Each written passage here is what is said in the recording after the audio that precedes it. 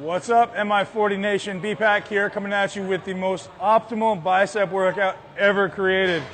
Sounds like a bold claim coming from a guy who's got small arms, but try it. I guarantee you, as far as science goes, this is the best workout you could ever do.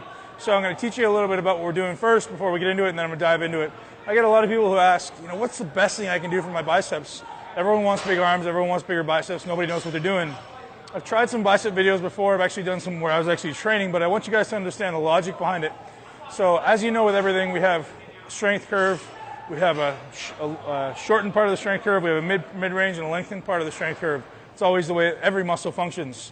So with this particular workout, we're going to start in the middle of the strength curve with something simple. Dumbbell curl, really, really easy. Everybody's done it before, but execution is everything. As you know, I'm all about specificity. I'm all about proper contractions.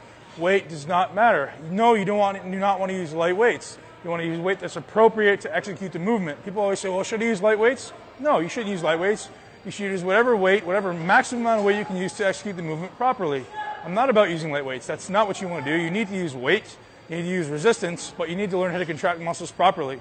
If you're using some heavy weight where you're slinging a weight around, you're wasting your time, and you're getting in my way in the gym. So we're going to start here with a simple bicep curl for dumbbells. So what a lot of people do, they curl it, their arm ends up looking like this. So not a lot of supination of the arm. What you really need to focus on is making sure that you're turning that dumbbell at the top. When I'm doing it, I'm literally trying to squeeze my baby finger on that dumbbell and turn it to the point that I can't really turn it anymore.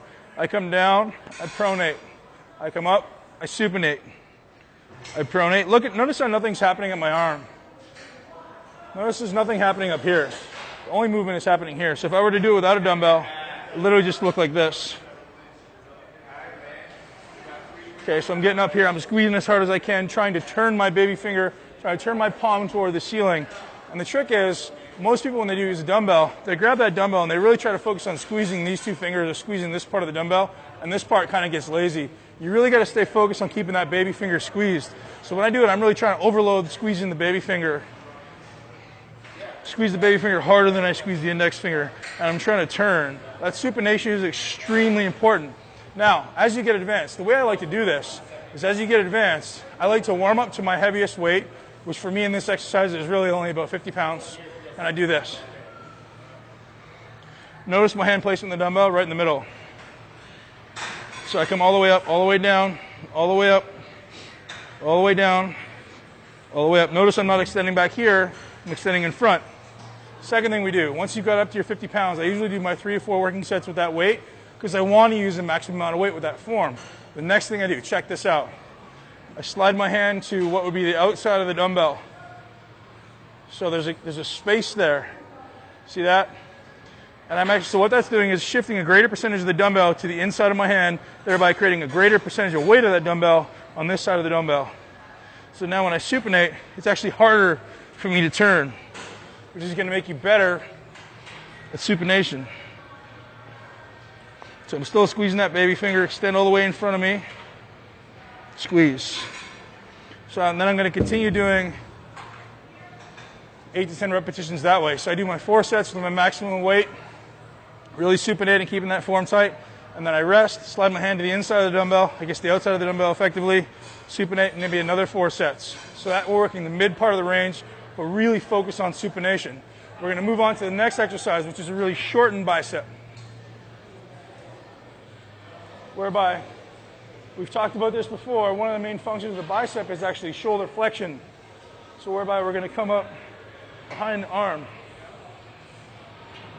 behind the head. Again, still emphasizing squeezing the baby finger. So the next question that a lot of people are going to ask is, where should this cable be? Well, here's your answer. Look at the cable.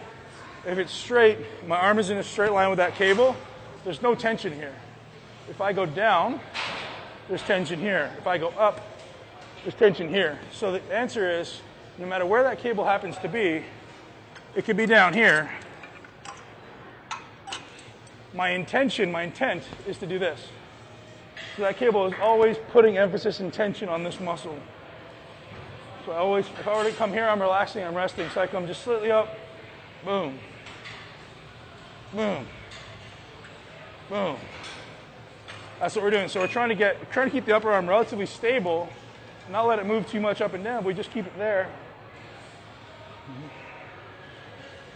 and not letting it come straight or flush because we lose tension. Next, we're going to move on to dumbbell curls on an incline bench. Why? Because it's a fully lengthened, long head of the bicep. Same idea here. Lean back, just let the dumbbell hang. I contract my triceps, keep my abs tight so nothing's swinging. Curl, same idea. Use the baby finger. Tricep. On this one, you can choose to supinate and pronate or not. Sometimes I do, sometimes I don't. I change it up. But ultimately, as long as you're finishing in a supinated position, you're doing it right. Notice my upper arm isn't traveling. I'm not coming up. I'm not coming back. It's literally just staying in place. Letting the bicep shorten. I'm trying to like drag my elbow behind me. There you go. Boom. I'll often do these 2 arms at a time. Or what I'll do is I'll do 8 with this arm, 8 with this arm. So this arm's resting. Then I may still be able to do 6 with this arm. Then I'll still be able to do 6 with this arm. Then I may get 4 or 5 with this arm again. So it's almost like doing an extended set instead of going 1, 1, 1, 1, 1, which you do 1, the other one's resting. I do my 8. It's almost like doing 3 or 4 sets in 1. So there you have it, guys. We just worked the bicep through its entire range. We killed it. If you can do that in 10 minutes, 15 minutes, I guarantee your arms are going to grow. They'll have no choice. So as C.T. Fletcher would say, I'm going to leave that one out. But you guys know it. Rock hard, train hard, get after it, and let's build some biceps. MI40 Nation, Ben Pakulski /MI40.com.